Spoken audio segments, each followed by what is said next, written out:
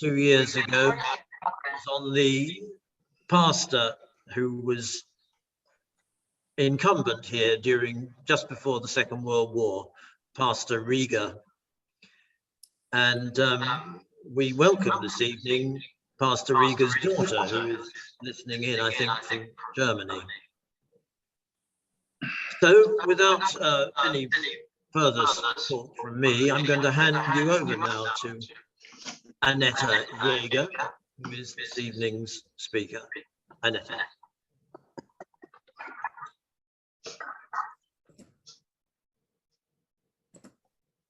Okay, thank you very much for that welcome. And I am so pleased that we're here this evening. This talk should have taken place 2 years ago, but then a pandemic intervened and we had to wait.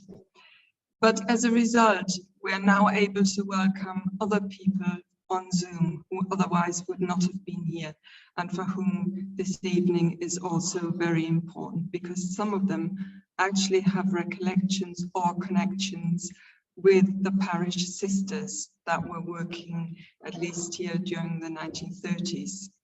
So again, I would echo Rick's welcome to Dr. Eva Jaeger, the daughter of Pastor Dr. Julius Jaeger, and also the Oberenschwester Marion Holland of the Diakonissenmutterhaus in Hensolshöhe. Okay. In 1903, October, a first took place here at St. George's German Lutheran Church in Whitechapel, a first among any of the German-speaking Protestant congregations in England. On Sunday the 18th, the congregation at St. George's officially welcomed Schwester Frieda Rönnefahrt. Schwester Frieda, as a deaconess, was the first woman to hold a paid pastoral role alongside the pastor. Many more religious women followed her to care for the poor, elderly, sick, needy congregants in London's East End. This talk is about the history of the parish sisters here and the tremendous contribution these sisters, as religious women, made to St. George's between 1903 and 1976. But as we will hear, the sisters' work also shines a light on the wider welfare support given by German women in London to their immigrant community. Just a comment on terminology. I will use the German Schwester when referring to one of the sisters by name. Otherwise, I will use either sister or deaconess. Similarly, I will speak of Diakoness Motherhouse in general and Diakonissenmutterhaus when naming the specific order.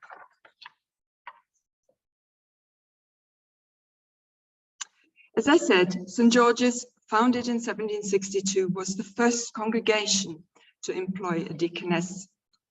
In 1903, there were 10 German-speaking Protestant congregations in London and another 14 churches in the provincial towns and cities of the UK. However, there was also the German hospital in Dalston, not too far from here. And since its foundation in 1845, deaconesses had already been working there as nursing sisters. So what was their origin?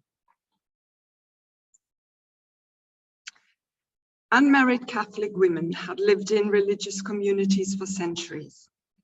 After the Protestant Reformation, Protestant women too looked for a communal life characterized by faith, simple lifestyle, and service. And the first community in the world of unmarried women actually living together as Protestant deaconesses was founded in Kaiserswerth near Düsseldorf in 1836. And it was their sisters who originally staffed the German hospital and whose work so much impressed Florence Nightingale. As other deaconess mother houses spread across Germany, the diaconate became a valuable and fulfilling profession for some women. And significantly, it gave those women an early opportunity to work abroad. In 1891, a young German pastor, Georg Metzold, arrived at St. George's. Two things struck him about his new congregation. Firstly, this was a poor working class congregation. The men worked mainly in the sugar refineries of the East End. The women in traditional employment in sewing and laundry, often at home. Any of these working families, some still quite new to the country, could easily fall into poverty if unemployment, illness, or industrial accident struck. And there were also many elderly, widowed, poor and infirm congregants. Secondly, his flock was shrinking fast. Locally, the need for German workers was rapidly declining. So immigration, on which St. George's utterly depended for its survival, had turned from a flood just a few years earlier into a small trickle. But what of the offspring of these families, you may wonder? Well, the second generation were often British, having been born here. Many no longer spoke German or not well. So they were already losing touch with the culture and church, and instead turned to everything English. Something had to be done. Pastor Metzold saw the answer in the Innere Mission, the home mission of the German Protestant Church. Its institutions were the church's answer to the continental political struggles of the 1840s, a revolution which the church thought had been brought about by people's godlessness and their immorality. One of the earliest institutions of the home mission was actually right here in East London. Founded in 1849, the Deutsche Evangelische Stadtmission, or the German City Mission, employed male missionaries to evangelize, re-Christianize the large number of poor Germans in the Canning Town district, some 6 miles further east from here, who did not connect with any of the existing German churches, to alleviate their immense poverty, and by morally and practically stabilizing their lives, ultimately stabilizing wider society. At St. George's, however, Pastor Metzold persuaded the church leadership to go down the route of employing religious women, deaconesses. They too came under the umbrella of the home mission. They too were to give religious instruction and to support women. Women who as mothers were assumed to carry family life, were key to cultural continuity, most significantly key to ensuring a Protestant religious upbringing for their children. Therefore, these women needed special support from other women.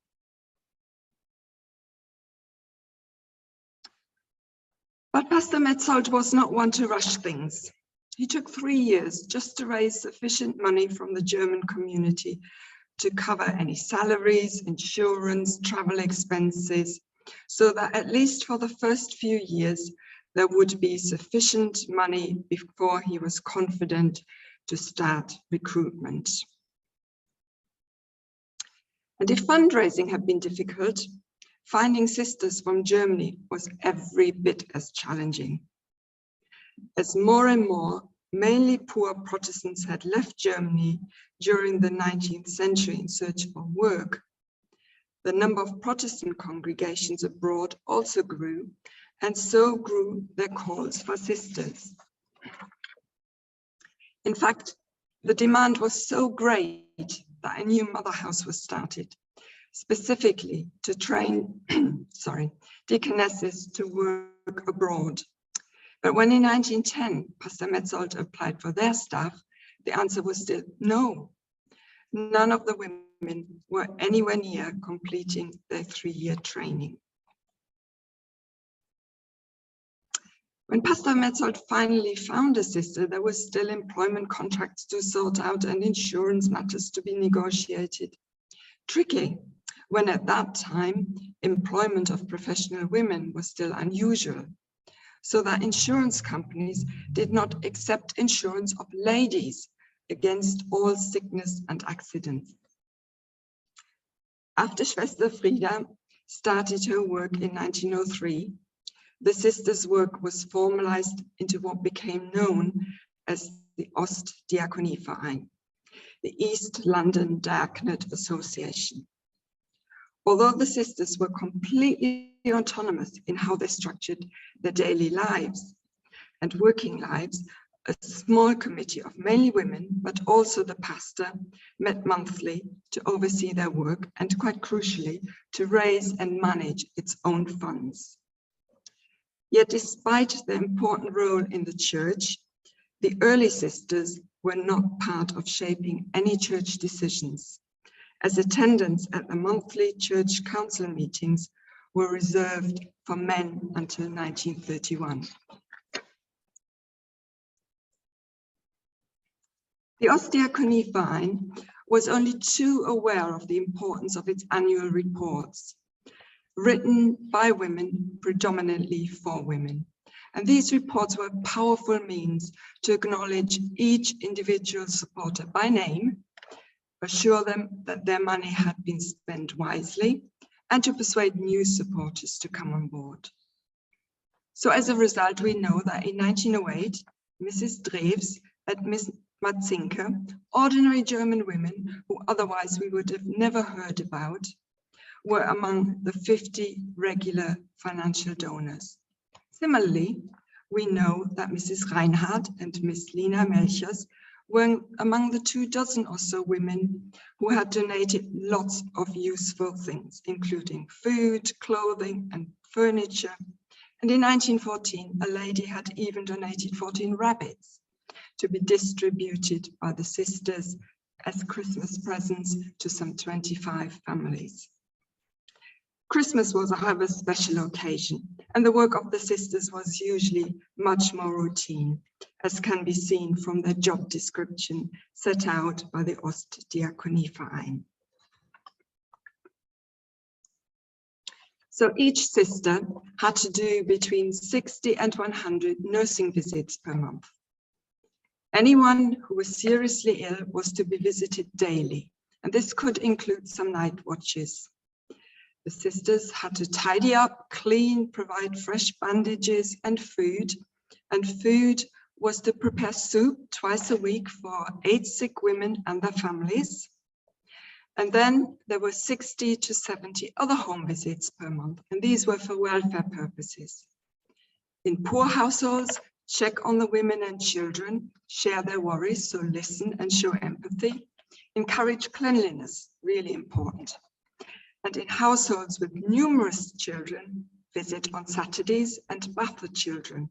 Afterwards, mend their clothes. Lead fortnightly sewing groups where girls will sew and mend clothing for the poor. This was to teach them charity. And whilst the girls sewed, the sisters gave religious instructions to improve their morals. No money will ever be given to the poor. Only food, coal, meat, bread coupons, medicines, meat extracts, and bandages. A principle in welfare care that we can still recognize even today with food vouchers, food banks.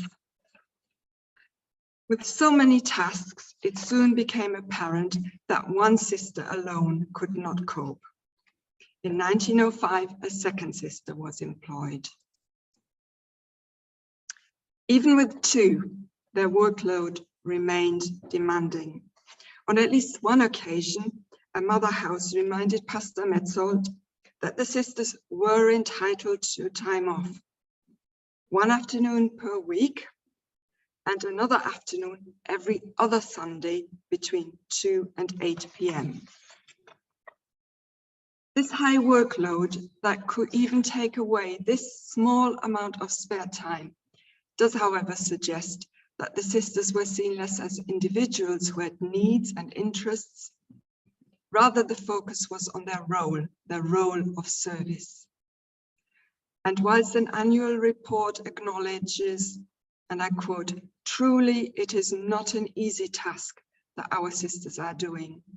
It concentrates not on what they brought as people, but what they modeled to the women in their care, the female virtues of calm and quiet to bring love and light in the homes of our poor.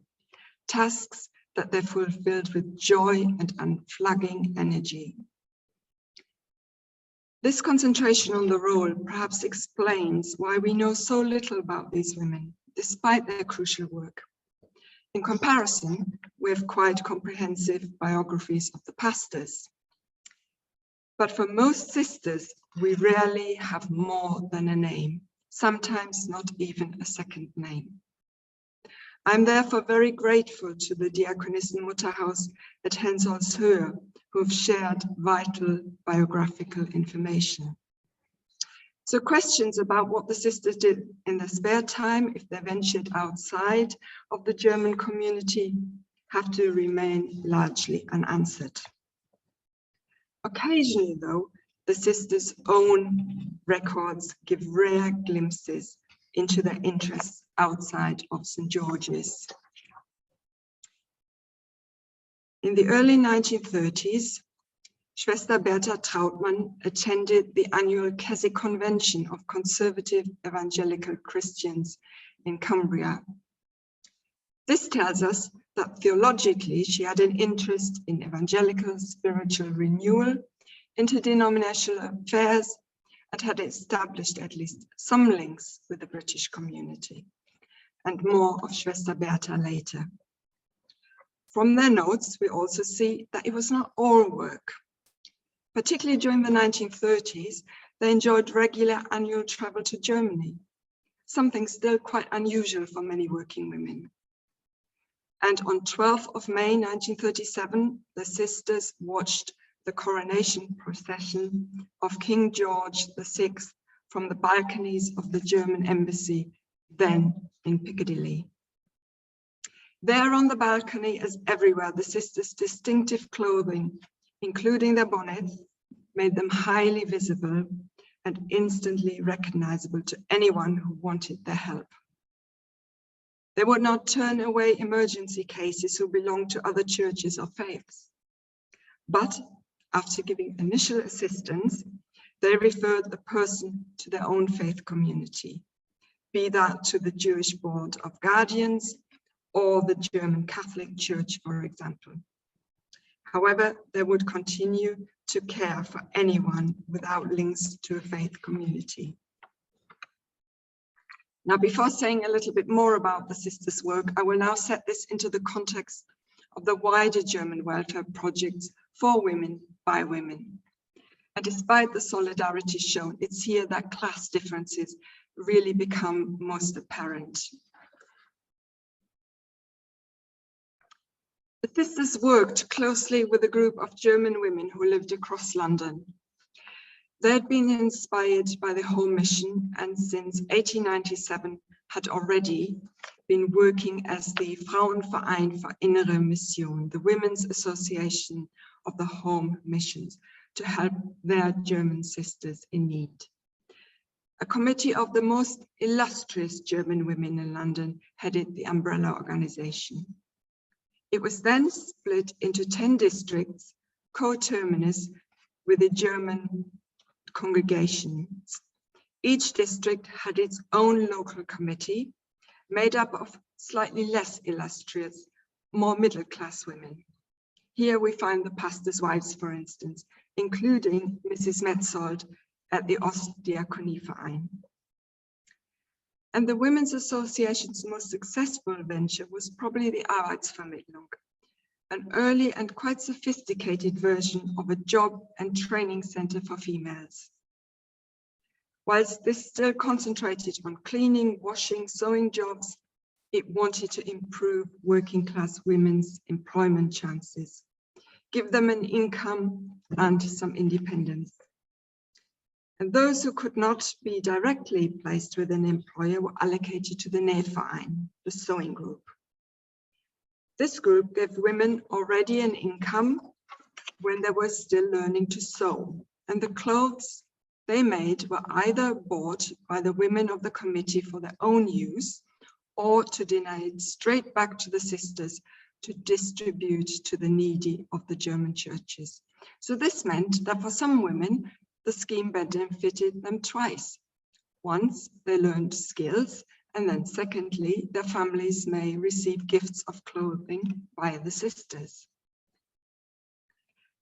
As the range of German women had clearly plenty of skills in planning, running, and maintaining welfare services for their poorer compatriots, it was perhaps inevitable that employment of sisters was not altogether without its controversy. And this culminated at a meeting of congregations in Glasgow in 1908, with quite a lively discussion about who should be working with the poor, local talent or sisters imported from Germany. It became quite a class-based argument and disagreement when some churches suggested that they were fortunate enough to have sufficient, willing and able middle upper class women to do the work. Whereas Pastor Metzold was absolutely adamant that his working class congregation made this quite impossible. No overall conclusion was reached. Ultimately, the congregations were independent and could do as they pleased. Anyway, at St. George's, the ongoing employment of sisters had become really quite attractive after their salary of £85 per year was covered by a grant from the Kaiser Wilhelm II Fund, donated by prominent German Protestant and banker Baron von Schröder. But I think Pastor Metzold's position in Glasgow again shows his great fear for St. George's future. Without the sisters from Germany, there was a real danger that the days of St. George's were numbered. And indeed, dangers came, but not in the way Pastor Metzold had expected. A scheme that had started so well was suddenly interrupted by the outbreak of the First World War. The sisters immediately returned to their mother house in Germany. No one could have foreseen that it would be 14 long years before any sisters would return. Initially, Pastor and Mrs. Metzold cared for the poor, but after their expulsion from Britain by the Home Office in 1917, one of the leading women of the church, Mrs. Marie Dicke, held the fort as best as she could. The shock of the First World War had brought St. George's almost to the brink of extinction. When Pastor Metzold was finally permitted to come back to London in 1920, his priority was to find new sisters. Their help was vital to rebuild the congregation and their confidence as Germans. Fortunately, with the funds of the Ostdiakonie Verein ring-fenced during the war, money was not a problem, but finding staff was no easier now than it had been 2 decades ago. It took Pastor Metzold another 7 years to find sisters from Germany. In the meantime, changes after the war vastly increased the geographical area of St. George's welfare work. For its survival, the once thriving women's group in Canning Town amalgamated with St. George's Ostdiakonie Verein in 1921 and brought with it a privately owned recuperation home in Hitchin. Hitchin's proximity to London made it a very popular venue for day trips from St. George's, but it also enabled the sister each year to send 100 or so adults and children to recover in the countryside free of charge. In 1928, lengthy negotiations between Pastor Metzold and the Diakonissen Mutterhaus Hensolshöhe in Gunzenhausen, Bavaria, near Nuremberg, finally brought long-term stability to St. George's staffing crisis. and the arrival of Schwester Bertha Trautmann, who I mentioned earlier.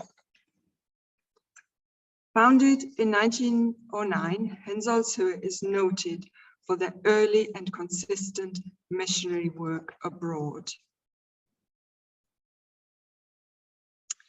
They went so far as to buy a house in Rayton Road, Hackney in East London, to the north of here, to accommodate mission sisters who needed to learn English.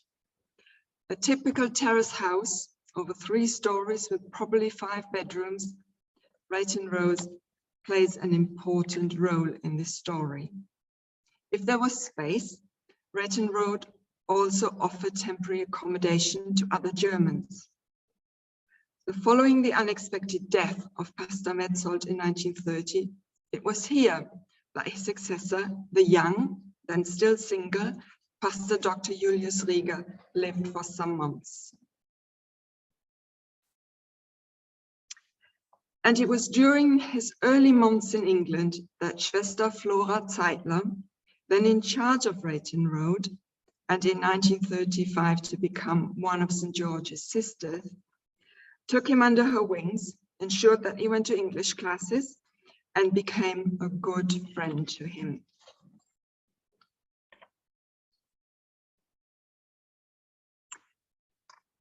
And in 1985, thereabouts, so shortly before her death, Sister Flora returned from her retirement to her pew at the back of the church for recording of the BBC program Songs of Praise. I think it's a great picture.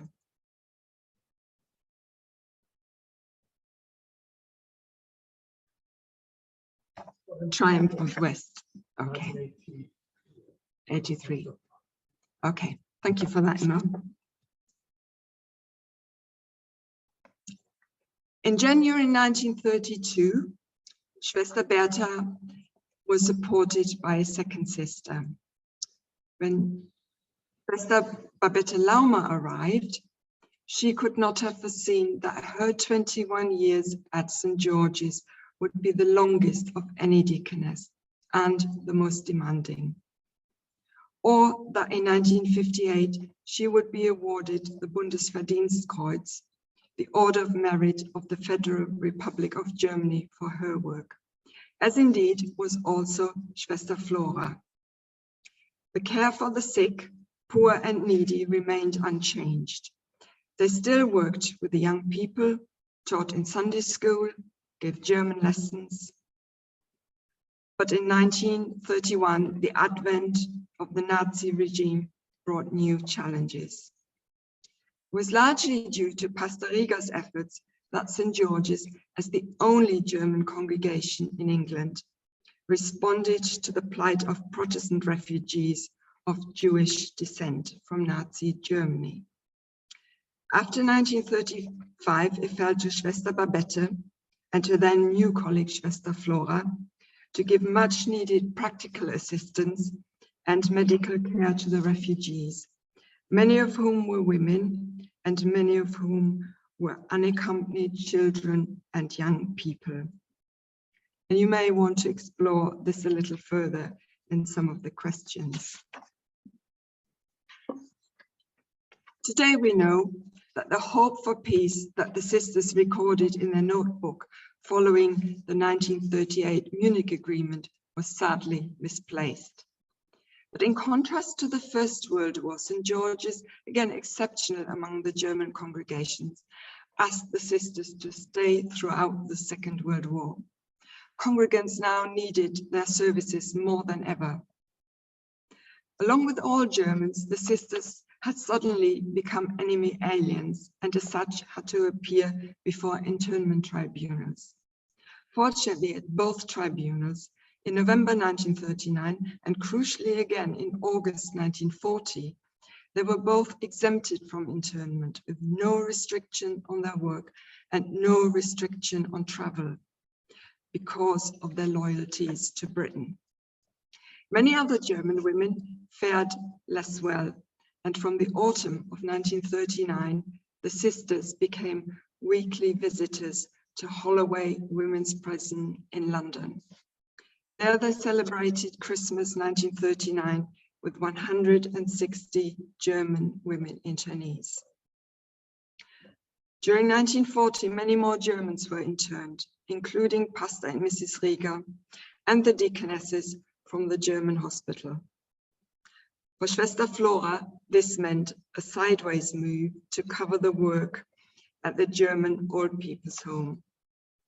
And both sisters sent many parcels, particularly to the internment camps on the Isle of Man, where the Riegers were held until the end of 1940, beginning of 1941. Pastor Rieger and his young family were moved from the outskirts of London to the safety of Essex for the duration of the war. In contrast, the records suggest that the sisters actually stayed in their flat near St. George's throughout the heavy bombardment of the East End. It must have been very strange for them to know that they could easily have been killed by the Luftwaffe at any point during those bombardments.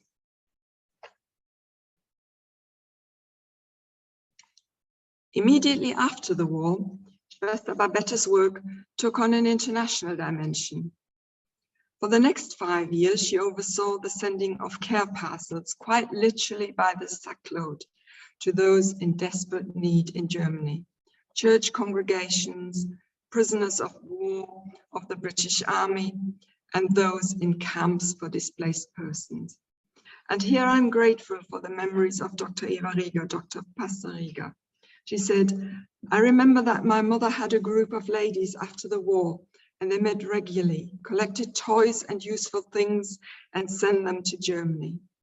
The parcels were covered by sack-like material and sewn down. It fascinated me to watch them do it.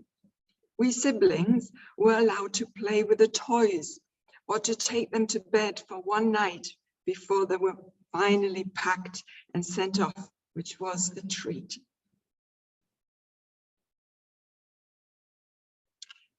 Everything so far paints a picture of good relationships between pastors, congregations, and sisters. But a short entry in the minutes of the church council tell us that something went wrong in the summer of 1935. The entry says only that Schwester Bertha was back in Germany and had been replaced by Schwester Flora. The rest of the story is captured in the archives of the Protestant Church in Berlin. They tell us of how Schwester Bertha got caught between the agendas of two men and paid the price. Although working for and paid by St. George's, the sisters remained under the authority of Hensolzhöhe. And in 1934 already, its director, Pastor Kuyp, worried about another war between Germany and Britain. In the First World War, the British government had confiscated some enemy properties. Pastor Kuyp did not want this to happen in a future war. He thought that he had a simple solution to safeguard Hensolzhöhe's work in London and the house in Reighton Road. Schwester Bertha, as a long-term resident in England, should apply for British citizenship. If then the worst came to the worst, a British person would be in charge. There was just one problem with this plan. No one told Pastor Rieger. So first he learned about the application was when he read in his local newspaper and saw the public announcement. Well, for a man normally known for his graciousness, he was just so angry. He did not speak to Schwester Bertha, but straight away sent letters of complaint to Hensolzhöhe and the church authorities in Berlin. Pastor Rieger was clear that she could not stay at St. George's, not even in England. Now, this was 1935. Were she to stay, this would, and I quote Pastor Rieger, bring into greatest discredit the reputation of our German work abroad. it would bring extreme difficulties in our relationship with other German groups, namely the local Nazi party. Now, in addition to these fears, there may have been some other factors. Perhaps there were some personality clashes between a young pastor and an older diaconess. Or was it opportunistic? Was it just a coincidence that his friend, Schwester Flora, immediately moved from Reighton Road across to St. George's? We will probably never know. But what we do know is that Schwester Flora's swift move stopped Pastor Jaeger from carrying out his threat to terminate the contract with Hensoldt-Höhe. And so this good relationship continued for many more years.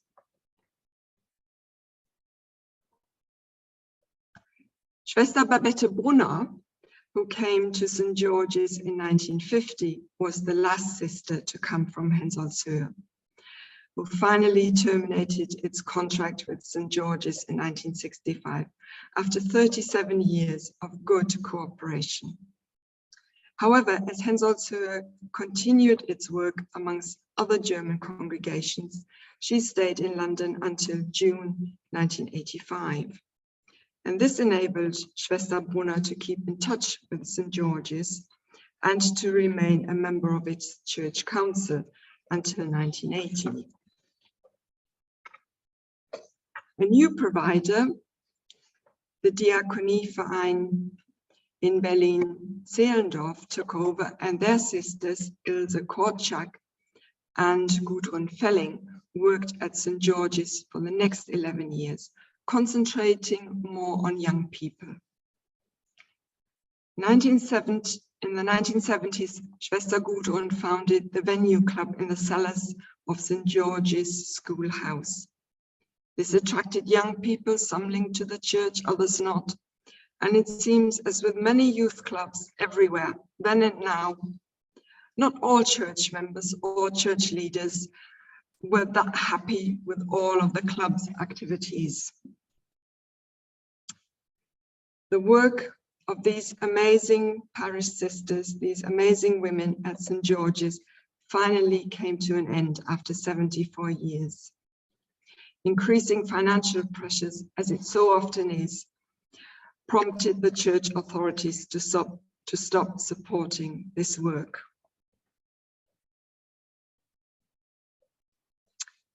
In conclusion, Pastor Metzold's plan in 1896 for the long-term employment of sisters at St. George's more than succeeded, probably for much longer than even he could have hoped for.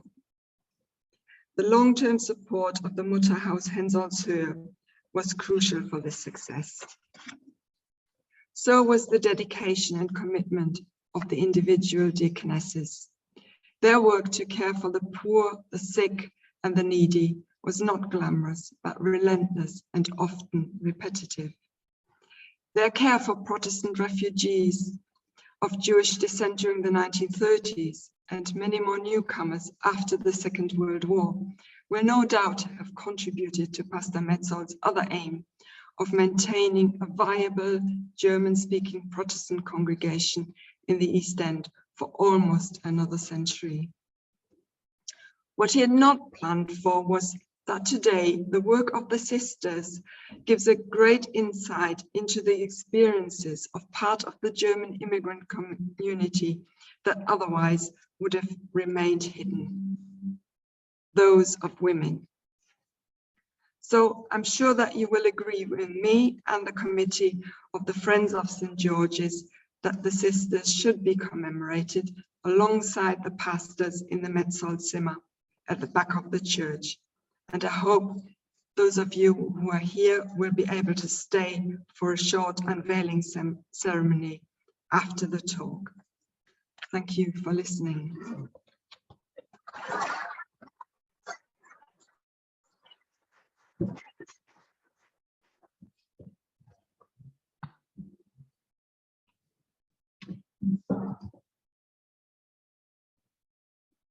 Yes, thank you very much, Anette.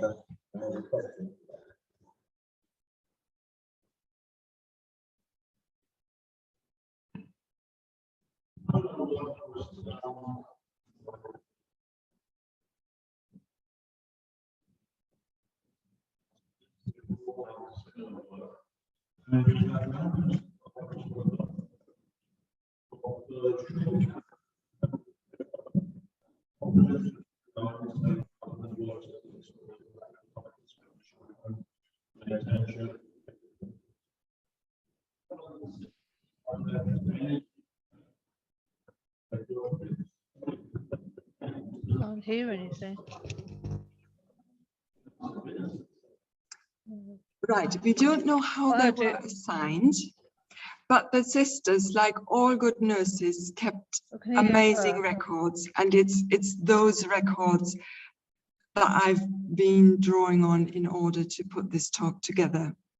And we have records going back to about 1921 that were kept by the sisters. So in there we will find the names of the people they visited, did sick visits or welfare visits. It will tell us whether they were given bandages or injections. It will tell us whether it was a family that was visited, whether any of the children were looked after. It tells us whether any of the people the sisters worked with were taken to a doctor or to the German hospital or another English hospital. It tells us whether the sisters applied for funding to the various charities there were, or even some of there were the early sort of start of sickness pension funds just starting. So all of that is recorded. So yes, for lots and lots of, particularly if people are interested in finding out if their perhaps ancestors were cared for by the sisters, it is all there.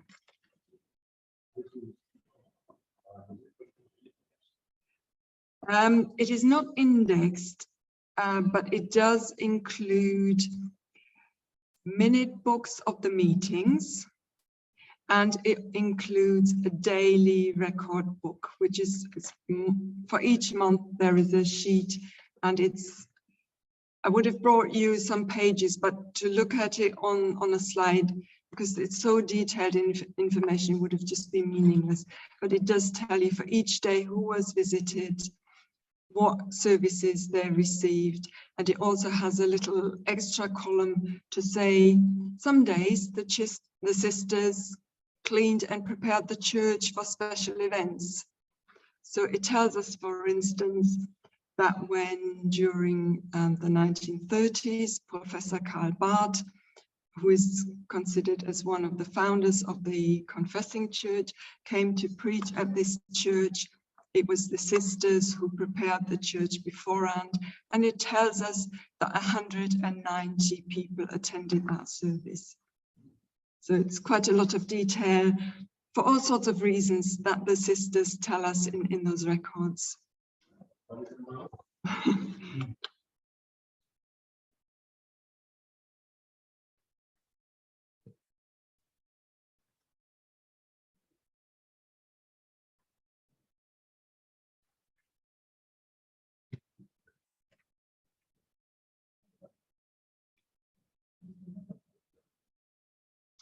I think those from the Seelendorfer Verein were slightly different. They were members, but I don't think they were ordained in the same way as the earlier sisters.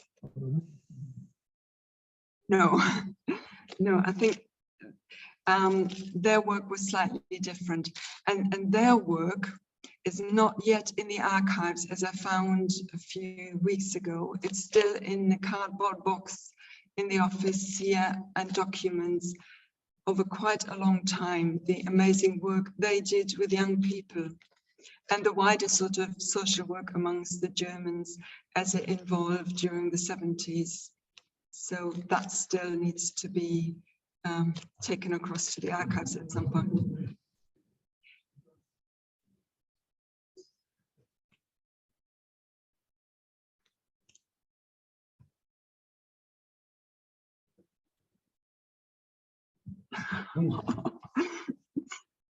Yes. They did actually organize quite a lot of groups from Germany and facilitated their staying, I think, in the old schoolhouse for quite a long time. So yes, their role was quite different from caring for the poor and the sick between 1903 and perhaps the 1950s. But then after 1945, welfare changes, the national health system starts, so inevitably the role of the sisters had to change.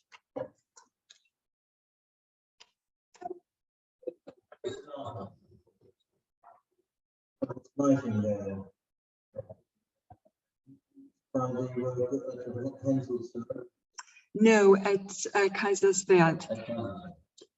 I think there's a little bit of a debate whether she wasn't inspired first by their deaconesses at the German hospital, and because of what she'd seen at the German hospital, she then went and visited Kaiserswerth in Düsseldorf. Usually when you read about Florence Nightingale, it says she went to Kaiserswerth in Düsseldorf and learned her nursing there. I think some others who've done more research into the German hospital here would argue that was actually at the German hospital where she was really impressed. Yes, and their nursing care and nursing practices. But just like with everything, sometimes there are disagreements.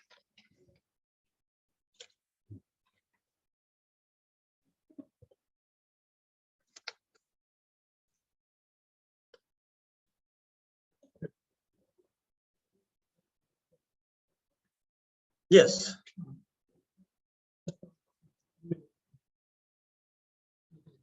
Yes. Okay, well, thank you very much, Annette. That was a fascinating talk.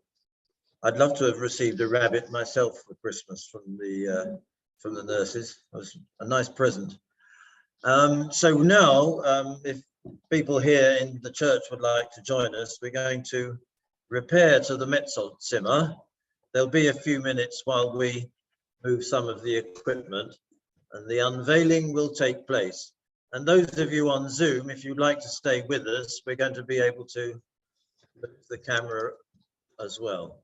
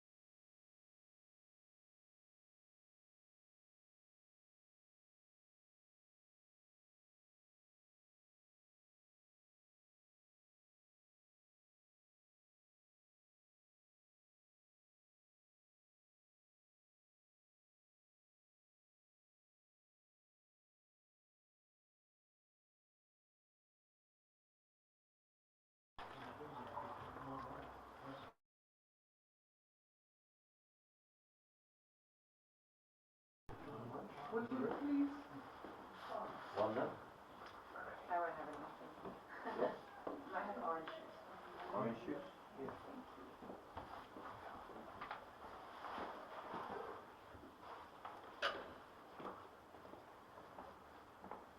What about you, sir?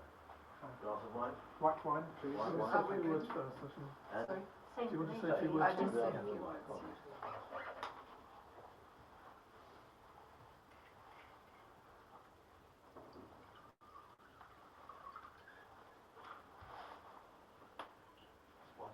Well, it's nice that so many have come. Are we ready then, Imo? Okay, so let me just see if I can turn the volume up to max. Thank you.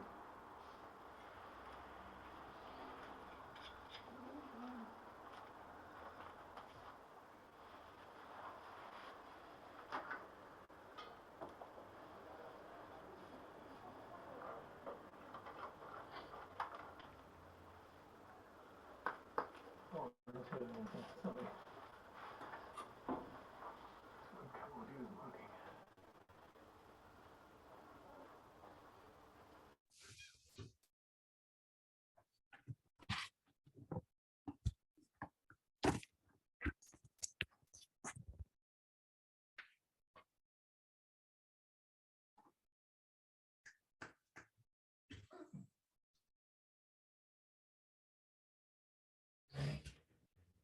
I think that's the best we can do. Good. So, Sunny, would you like to Annette, thank you for your very good talk. Sorry, it's 2 years late. That's what can happen. And I would like to hope you can unveil and say a little bit about the sisters, which pictures you have brought here. Okay. So it was Pastor Georg Metzold who was responsible for bringing the sisters, and it was his commitment. And there he is in the corner, looking on to us. Hello, Metzold. And in 1932, so just 2 years after Pastor Metzold died, the church, under the leadership of Pastor Julius Rieger, decided that this room ought to be turned into a meeting room. And that work was largely done by the young people of the church. Once it was ready in time for the 23rd of September 1932, which would have been Pastor Metzold's 70th birthday, the room was then officially opened, including that wooden panel which had been specially manufactured in Germany to commemorate the work of Pastor Metzold. Since then, this room has had lots and lots of meetings, as we're still meeting in here today. And it also has held the pictures of all of the pastors who at one point or another have been ministering here at this church. So it's absolutely great that the sisters should also join, and we can remember them. But before we unveil, I'm very grateful to Imo for saying a short prayer. Thank you. I'm going to read out a short collect prayer to the Almighty for the life and dedication of the parish sisters, and asking for his favour on us, that we may inherit the same spirit of service. Allmächtiger Vater, wir danken dir für das Leben und für den Einsatz der Gemeindehelferinnen, die durch ihren festen Glauben, ihre Hingabe und ihre Einfühlsamkeit vielen Mitmenschen, vor allem in den Gemeinden St. Georg und St. Paul, zur Stütze, zum Trost oder zur ganz praktischen Hilfe dienten. Wir bitten dich, lass auch unser Leben zu deinem Dienst bereitstehen und unserer Welt zu deinem Segen gedeihen. Dies bitten wir dich im Namen deines Sohnes, unseres Herrn, Jesus Christus. Amen. Thank you. So now just leaves. Pictures.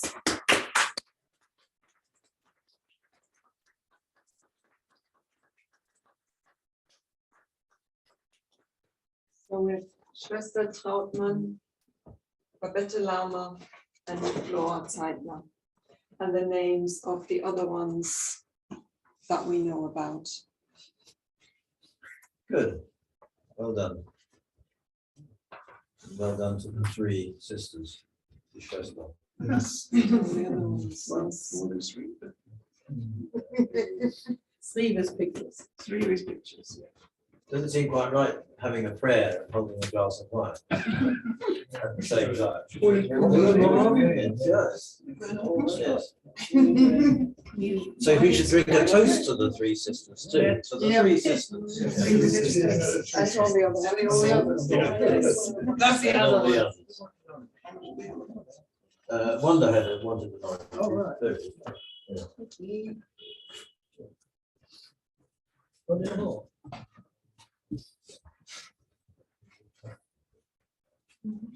They look cheerful, don't they? 200 years have passed. They're all smiling. Including Terry's week. When I first saw them, I thought they looked a bit grim, but now that I've got used to their faces. Speech here, he was Ah. not. Yes. Thank you. Yes. Yes. Yeah, they corporate exchange, Liga and Bonhoeffer, Yeah. because it's only up, was only up the road. And then during the war, the congregation came here because their church was destroyed, so that, which is why we have their history here. Yeah, one afternoon. And the picture of Bonhoeffer. Yes, it was up there. And one Sunday afternoon.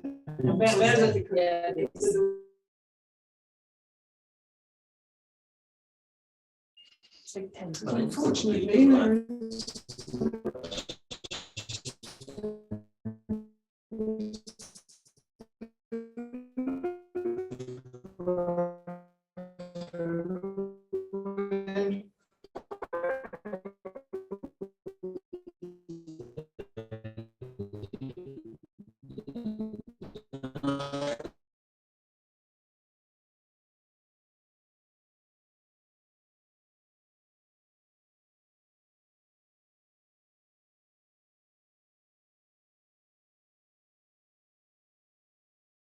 The other side is a little bit back.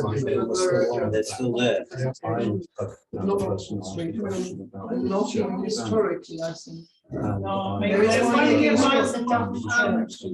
Yeah, well, there is a Dutch church, I don't know where, well, there is a Dutch church in the city. That's definitely, they do a lot of, policies and things about. Is it still- Probably Dutch